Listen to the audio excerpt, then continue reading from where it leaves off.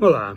o que leva a uma explosão de raiva tão grande como essa que a gente viu em Brasília no domingo, na invasão dos prédios que representam os três poderes e principalmente o que foi feito lá dentro, furar com faca um quadro de Cavalcante,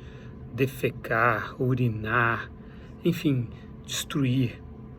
Eu cobri muitas guerras e também estive muitas vezes com terroristas e passei muito tempo me dedicando a observar as razões que levam os seres humanos a esses atos de violência política.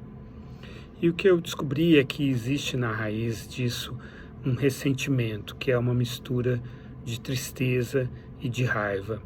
Essa tristeza tem a ver geralmente com um sentimento de perda, uma nostalgia em relação a um passado idealizado, ou perdas de privilégios também, o privilégio de ser branco, de ser homem, de ser heterossexual, enfim, de pertencer a uma determinada classe, e a sensação de que esse privilégio se perdeu e de que o passado era melhor do que o presente e do que o futuro. E aí, certamente, claro, algum discurso político e religioso que consegue explorar, manipular essas emoções e transformá-las numa força política, num movimento político. Então, para a gente entender por que essas pessoas agiram dessa forma, a gente precisa então pensar sobre essas perdas e tentar encontrar uma forma de educar essas pessoas sobre o motivo dessas perdas, quer dizer, os privilégios que elas tinham e deixaram de ter não eram bons para a sociedade, para a coletividade, e a gente vive coletivamente. É claro que essas pessoas podem ter alguns argumentos bons em termos de políticas públicas, mas de alguma maneira elas perderam a esperança ou foram levadas a perder a confiança no debate. Elas foram levadas também a acreditar que a negociação, a discussão é errado, que seria ceder, seria trair uma causa. Isso também é algo que a gente precisa desarmar.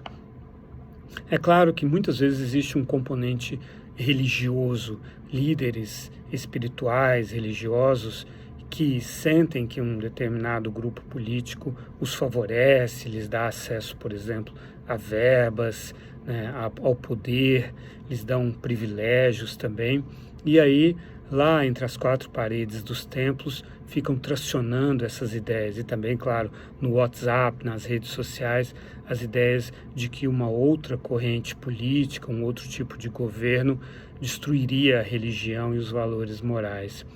Uma coisa muito fácil de manipular é o sentimento dos pais em relação à educação dos filhos e os preconceitos que os pais têm em relação à sexualidade, o medo de os seus filhos se tornarem homossexuais e de que adultos que estejam a cargo da educação deles ou do governo inculquem nos filhos deles valores sexuais que eles não desejam. Os pais têm muito uma fantasia de que eles querem que os seus filhos sejam aquilo que eles não conseguiram ser. Então existem também muitas emoções escondidas aí relacionadas com a própria sexualidade dos pais, com sonhos que os pais tinham e não conseguiram realizar, seja de uma educação superior, fazer um determinado curso,